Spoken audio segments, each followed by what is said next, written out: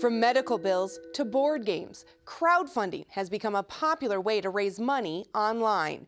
Hello and welcome to CTN Journal. I'm Jennifer Anderson. I recently sat down with an aspiring author from Coon Rapids who hopes to harness the power of social media to get her first novel published. Fitting your family and your dreams into one life can be a handful. Oh, man. But for Jennifer DeVries, the time is now. The kids are a little bit older now. They don't need me so much as they did when they were little. So it opens up a little bit of time. And I just fill that with writing. I've known from the time I could write that that's what I wanted, to write stories for a living. Started reading very early, was reading Stephen King by age 10, and I just knew that that's what I wanted to do. As a college student at the University of Wisconsin-Madison, an idea began to form. And I remember thinking, wouldn't it be so cool if I could go back and see what this looked like, you know, whatever, however many years in the past, and would it be as gritty and dusty and smelly as I imagine it would be in my head, right? And so that's really where the nugget came from. But the bright imagination of her college self took a back seat to practicality. Jennifer graduated with a journalism degree and has spent 20 years in corporate marketing. It's fine. It's a job. It pays the bills, but it's not what I want to do when I grow up. So Jennifer took out that old idea from college and about a year ago decided it was time to get it out on paper. She buys a house in Madison and hears a noise coming from the abandoned house next door.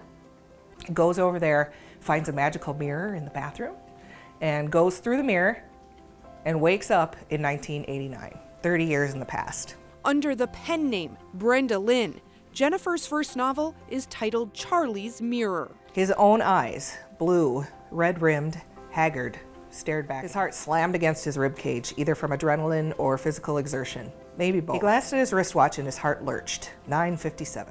Anxiety gripped his chest. He didn't have much time. Jennifer describes Charlie's Mirror as a bit like Back to the Future meets Animal House, with a sprinkle of Mean Girls. Like her idol, Stephen King, Jennifer hopes to one day see her book on the shelf, which is why she's decided to try crowdfunding to get her book published. Inkshares is a publishing house that will pick up new authors if their book sells enough pre-orders. Charlie's Mirror needs to amass 750 orders by January 23rd. Because it's my dream. It's always been my dream. And I used to say that I only have one thing on my bucket list, and that is to write and publish a novel. But for 20 years, it was like, yeah, I don't know, someday. Well, now I'm hoping that, you know, the community might be able to you know, get some support from the community for a local author who's just dying to get her book published. One more?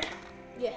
If the cards fall in Jennifer's favor, she just might get to live her dream. Hopefully I'm teaching my kids that, you know, whatever it is that you want, you got to put the work in, but you can make it happen.